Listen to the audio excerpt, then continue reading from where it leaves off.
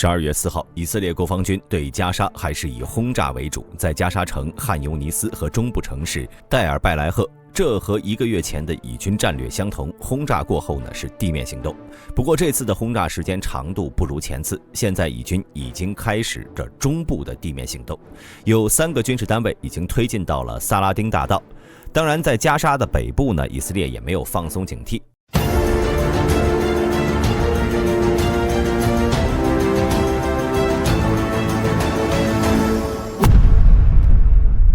在4号夜里，哈马斯以拜特哈农的学校为据点，向以军内盖夫旅发动了偷袭，但是对方呢很快就反应过来，并进行了有效反击，最终以军全面占领了这里。他们在期间呢发现了2个哈马斯的隧道竖井，一个已被封堵，另外一个从中发现了货物和武器。看来加沙北部的哈马斯势力盘根错节，不是以军在地面1个月就能消化掉的。大兵认为后续类似的偷袭还会持续，直到地下隧道被彻底封堵完成，以军才能在地面安枕无忧。不过哈马斯的隧道呢，已经经过了几十年的修葺，无法想象被完全消灭需要多长时间。同时哈马斯在夜间实施了多次袭击，在加沙城中部的戴尔拜莱赫都有以军受到进攻的事情。可这次以色列明显有备而来，哈马斯的袭击呢，更多是伤敌1000，自损1500。大兵认为，如果仗还要打下去，哈马斯需要改变策略，或者更多的舆论战才是首选。在约旦河西岸的盖勒吉利耶，也有当地武装组织进行了对以军的袭击，但很快就被以色列国防军消灭。其中武装组织小队队长阿拉纳扎尔被消灭。可见停火结束以后，不止加沙地带，连约旦河西岸也进入了不稳定的状态，更多的定居点与原住民发生冲突，以色列需要更多的部队才能稳定局面。在以色列的北部，黎巴嫩武装持续搞事，向以色列境内疯狂发射导弹，加利利地区拉响了防空警报，可这次以色列也给予了还击。12月4号下午18点，以色列炮击了黎巴嫩南部的西亚姆、卡夫基拉、梅斯贾巴尔和艾塔隆等城镇周围，1小时后又炮击了达海拉郊区、阿尔马沙阿卜郊区，同时派出飞机轰炸了艾塔沙卜、拉米亚、卡夫哈马姆郊区。可以说，黎巴嫩与以色列已经进入了战争状态，双方都没有留守的意思，甚至在哈以停火协议生效时，双方也是你来我往。同样呢，在以色列南部1500公里以外的也门胡塞武装也没有停火的意思。虽然在29、30号分别被美国海军拦截了无人机和导弹，但他们已经将袭击的矛头转向了附近的商船，而美国海军成为了守护稳定的屏障。总体来说呢，巴以冲突有升级的迹象，周围越来越多的武装组织加入对抗以色列的行列，而且舆论战中，以色列也没有从前的雄风了。西方世界的舆论持续向政府施压，不知道什么东西会成为压倒骆驼的最后一根稻草。但就战场态势而言，以色列几乎是立于不败之地，毕竟他的对手没有重武器，完全不是拥有各种顶尖装备的 IDF 的对手。而另一边的俄乌战场在看似稳定的僵持状态下逐渐崩溃瓦解。随着时间进入冬季，在俄乌战场上，气候成为了主要因素之一。不知道双方的供给能否给前线的战士带来温暖，毕竟这仗可没有突然结束的可能性。在12月4号，双方至少发生了61次战斗冲突，其中俄军主要以进攻姿态作战，乌军则是以防守居多。作战时间越持久，俄军的家底优势就越明显。频繁的空军与炮兵联手轰炸，让乌军的守军有些抬不起头。而根据俄媒国家利益报道，面对西方支援的 F-16，俄军并不担忧。如果这些4代机来到乌克兰，那么俄空天军将会派出5代机苏57与之对抗。军迷们也许能看到4代5代之争了。不过苏57的数量实在是不敢恭维，鉴于俄罗斯的军费现状，大概率苏57会在门口蹭蹭，而不会深入。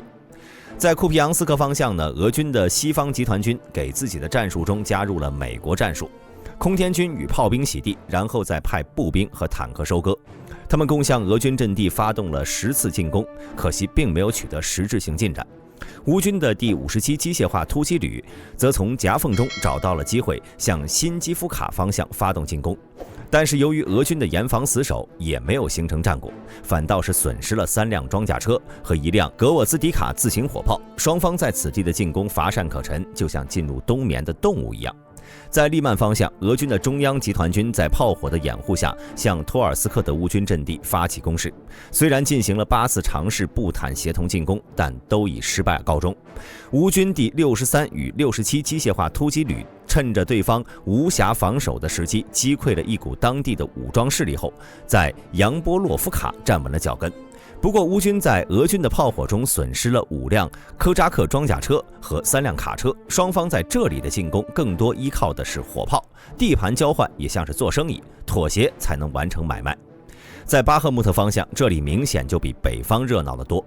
俄军南方集团军在此依然放出大量的炮火和空军洗地，然后4路同时进攻。但乌军明显也是遇强则强，分别在博赫达尼夫卡、伊万尼夫卡、克列谢耶夫卡、安德里夫卡4个方向把俄军狙击回了老窝。当然，乌军也为此付出了许多人员上的损失，结果是双方将士用命，但战线却是纹丝不动。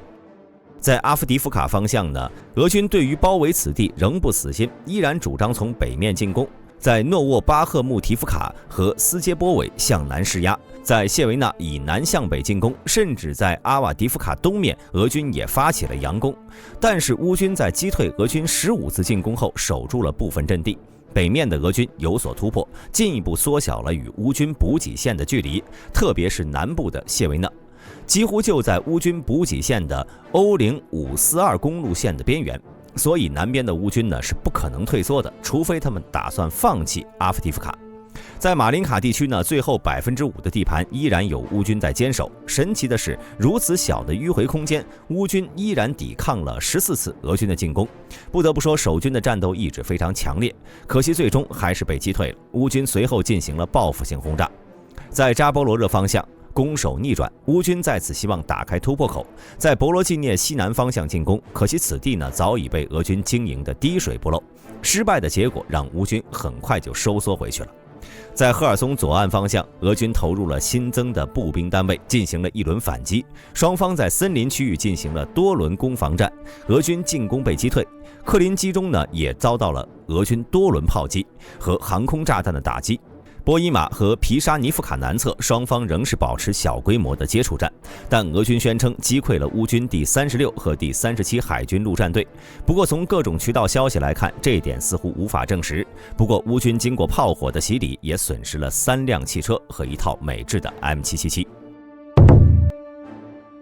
这一天，乌军航空兵对俄军人员、武器和军事装备集中地进行了10次打击，对敌方防空导弹系统进行了2次打击，相对于俄军对乌军的107个地区的轰炸，显得后劲不足了。当然，这一天呢，对于乌军也是有好消息的。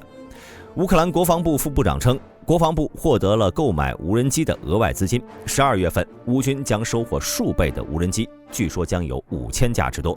另外报道，乌军收到了2000多架乌克兰无人机，相比未来1个月在无人机消耗上是不发愁了。但别高兴太早，也有烦心事让泽连斯基头疼。先是保加利亚总统否决了向乌克兰提供装甲车的决定，否决的理由呢是人民代表对供应的具体参数不够熟悉，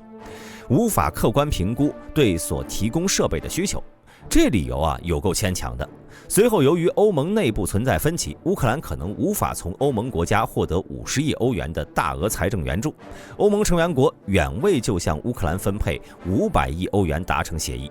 更让人着急的是，乌克兰的军费消耗在这个月结束，可能已经消耗近97%了。所以未来这仗还能不能打下去，就得看泽连斯基能不能要来援助了。今天的战报就说到这里，最后大兵再和兄弟们说一嘴，这个战报消息几乎是每日更新的，希望兄弟们多多支持。我是大兵，我们明天战报再见。